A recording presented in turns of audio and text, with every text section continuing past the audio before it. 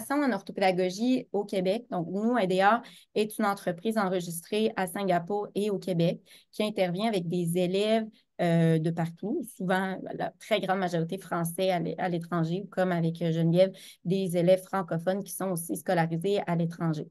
Donc, moi, mon cœur de mon équipe et moi, où je suis formée, c'est au Québec. Donc, l'expertise est une science de l'éducation. Donc, c'est une formation universitaire de 4 ans minimum à temps plein du domaine de l'éducation. Donc, on va faire de l'intervention, de l'évaluation, de la prévention avec les élèves qui ont des difficultés d'apprentissage. Et bien sûr, on peut donc repérer des élèves qui auraient potentiellement un trouble d'apprentissage, mais on n'est pas du côté de l'éducation, de la santé. Donc, ce n'est pas nous qui vont mettre un diagnostic sur un trouble d'apprentissage. Pourquoi on consulte en orthopédagogie? Donc, c'est souvent lorsqu'on va avoir soit qu'on est parent, soit que ça va être aussi des enseignants qui vont donc les enseignants nous référer des élèves parce que les enseignants peuvent aussi repérer dans leur classe qu'il y a des enfants qui ont plus de difficultés que d'autres. Et bien sûr, en tant que parent, c'est lorsqu'on se rend compte que lors des devoirs, c'est plus difficile, il y a des erreurs qui sont récurrentes, il y a peut-être des conflits. On se rend compte que lorsqu'on apprend des mots de vocabulaire, on peut les apprendre sur un court temps, mais on n'arrive pas à nécessairement les appliquer dans une situation de texte.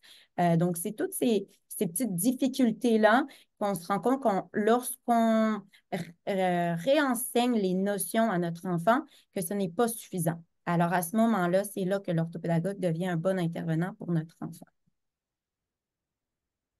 Donc, ça peut être autant à l'écriture, comme tout à l'heure, je mentionnais le vocabulaire, autant pour la lecture. Lorsque la lecture n'est pas suffisamment fluide, on va nous dire peut-être que notre enfant lit plus lentement que ce qui est attendu. Donc, des petites difficultés qui vont petit à petit, c'est comme quand on a une maison, hein, si les fondations ne sont pas bien là et que le mur est un peu, notre poutre est un peu croche, petit à petit, la maison va avoir des fissures, il va avoir une fragilité. Donc, c'est un peu ce qu'on observe dans les apprentissages. Donc, l'orthopédagogue vient pour redresser, pour apporter là où l'enfant est à un certain moment et on va aller compenser, on va aller revoir à sa manière. Donc, on n'est pas, en orthopédagogie, on n'est pas un spécialiste d'une matière scolaire. Donc, on n'est pas spécialiste du français, des mathématiques, des sciences, mais plutôt tout ce qui est transversal, tout ce qui va être réappliqué au travers des apprentissages. Donc, on va aller voir, bien sûr, la mémoire de travail. Peut-être qu'avec votre enfant, vous avez l'impression que vous donnez une consigne et la consigne n'est pas tout de suite exécutée après une fois, 2 fois. Donc, alors, ça, c'est quelque chose qu'on peut travailler, la mémoire de travail, la concentration, la planification, d'anticiper, de se mettre à la tâche, tous ces petits éléments qui sont, oui, dans les apprentissages, mais aussi dans la vie quotidienne. Et bien sûr, ce qu'on veut, c'est que notre enfant soit épanoui et qu'il ait une profession qu'il soit content de faire. Donc, c'est ensuite des habiletés qu'on va développer pour du long terme, pour toute notre vie. Donc, c'est ce que je mentionnais par 3 mots pour l'orthopédagogie: durabilité, efficacité et collaboration. Donc, durabilité, c'est toutes ces fonctions exécutives-là qu'on va réappliquer, que ce sont des facultés qu'on voit aussi au travers du travail. Donc, ça va impacter sur le long terme. On n'est vraiment pas en orthopédagogie, on n'est pas là en situation d'urgence ou pour seulement une mission d'évaluation ou on est vraiment là pour retourner aux bases ou comme la pointe d'un iceberg, on va en dessous. On va vraiment creuser pour voir où est-ce que l'élève est et jusqu'où on peut l'amener. On part de lui, de ses forces, de ses intérêts et on bâtit avec lui. Donc là, ici, si je vous parle de notre hygiéniste dentaire en orthopédagogie, on vient vraiment repérer, aller voir s'il y a des petites difficultés comme l'hygiéniste dentaire va faire. Et ensuite, on va aussi pouvoir aller évaluer. Ça veut dire un petit peu comme aller voir quand ils nous font des fois des scans chez le dentiste, c'est un petit peu ça.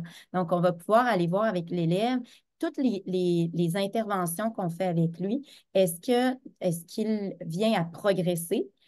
ou est-ce qu'on est sur un moment où on a une résistance à notre intervention et à ce moment-là, on va peut-être vous référer chez un spécialiste de la santé. Mais nous, en orthopédagogie, on est vraiment là pour, dans les apprentissages, voir s'il y a un progrès. Et en général, je vais vous dire, c'est très souvent que nos élèves ils vont débloquer. On dit qu'il y a 20 d'élèves qui ont des difficultés d'apprentissage, mais tous ces élèves-là, bien sûr, qui peuvent progresser avec des interventions qui sont efficaces. Ces interventions qui sont efficaces, c'est comme dans le programme, ce qu'on dit des stratégies de lecture, des stratégies d'écriture. Donc, c'est ce qu'on va mettre en place déjà en petits groupes et bien sûr qu'on peut faire aussi en individuel si les interventions sont pas suffisantes. Une efficacité avec l'orthopédagogie sur le long terme. Et là, c'est la maison tout à l'heure que je vous parlais par rapport à une maison lorsqu'on ne voit pas toujours qu'est-ce qu'il y a en arrière, mais en orthopédagogie, on va aller vraiment voir où est-ce qu'il est l'enfant pour le faire épanouir vraiment avec la personne qu'il est. Collaboration, parce qu'en orthopédagogie, vous allez voir qu'on parle beaucoup avec les parents. On travaille avec les enfants, mais on parle aussi avec les enseignants lorsque c'est possible. Là, dans le contexte de notre petit groupe, ça va vraiment être avec les parents. On va être en collaboration avec vous. Vous allez avoir un petit suivi après chaque intervention pour que vous sachiez un petit peu qu'est-ce qui a été fait, s'il y a des petites activités à continuer dans la semaine. Donc, c'est très important pour nous d'avoir le lien parce que seulement nous, avec l'enfant, ce n'est pas suffisant. On a vraiment besoin qu'il y ait aussi ce suivi à la maison pour réappliquer ou en tout cas pour que vous puissiez vous aussi stimuler, solliciter. C'est ce qu'on appelle des processus métacognitifs. Donc, de pouvoir avoir, et pour l'enfant, de voir qu'il y a une communication qui sait un petit peu ce qu'on fait avec lui. Donc ça, le programme d'été, c'est arrivé il y a 3 ans parce que c'était une demande des parents. Et puis, ben, effectivement, que j'ai trouvé que c'était une expérience fabuleuse parce que là, on se retrouve à avoir des petits groupes de 4 enfants qui viennent de plusieurs pays et qui ont différents contextes et ça fait vraiment un sentiment d'appartenance. On est là pour la même raison. On veut ensemble grandir sur une petite thématique. Puis, c'est l'été. Donc, on n'a pas envie de se sentir en intervention. On veut être aussi avec des copains. Donc là, ça permet de créer des liens.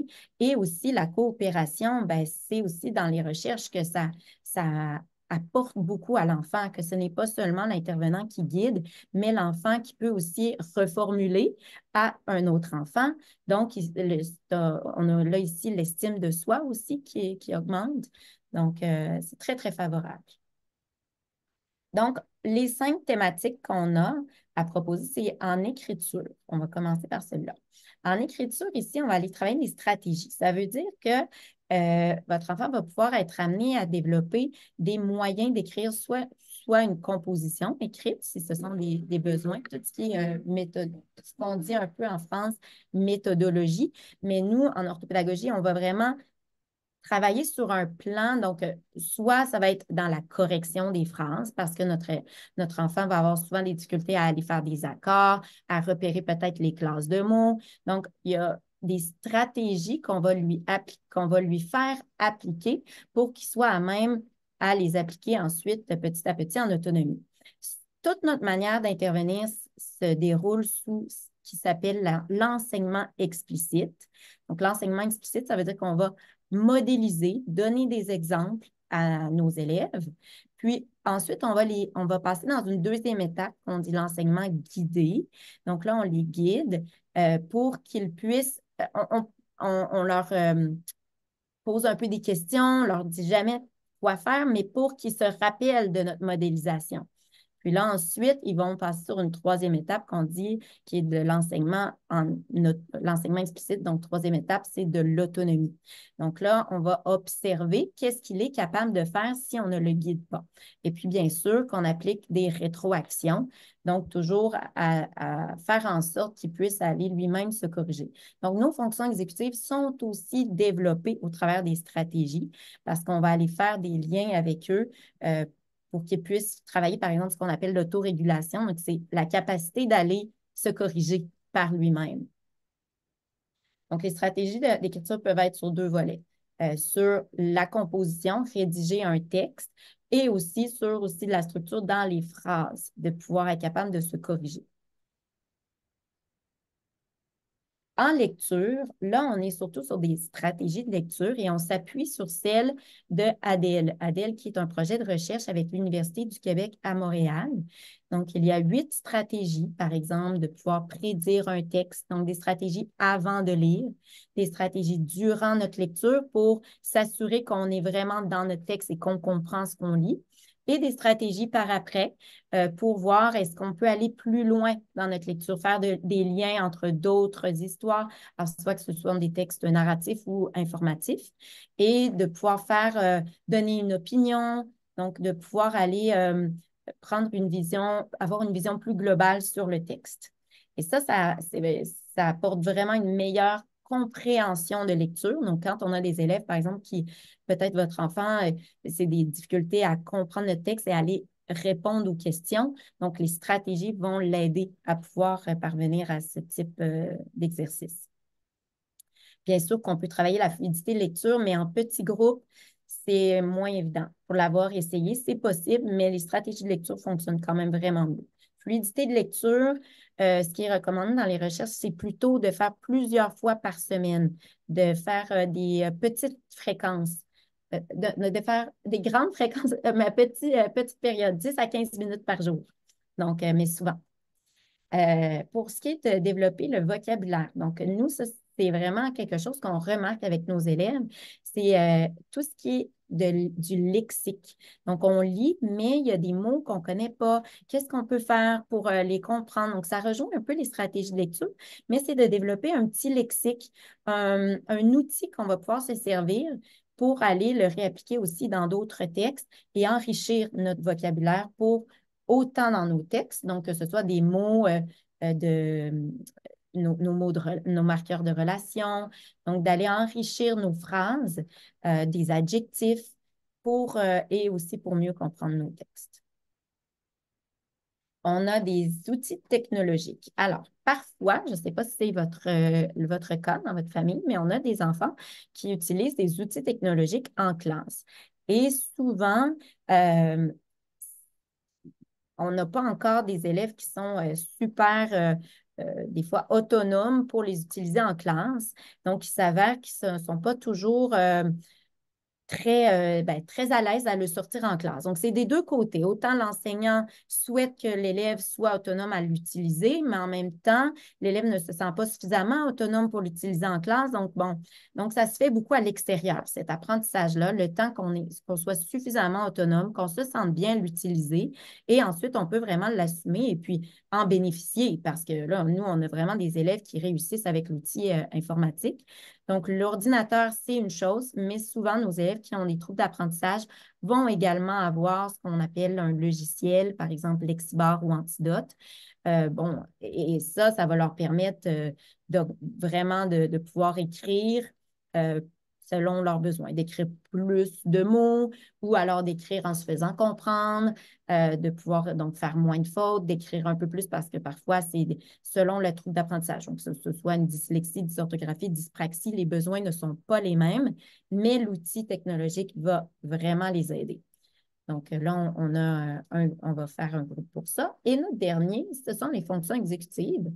Ce qu'on a parlé un petit peu tout à l'heure, tout ce qui est de comprendre comment mon cerveau fonctionne dans les apprentissages. Donc, comment ça fonctionne? Bien, c'est beaucoup dans le lobe frontal, les fonctions exécutives.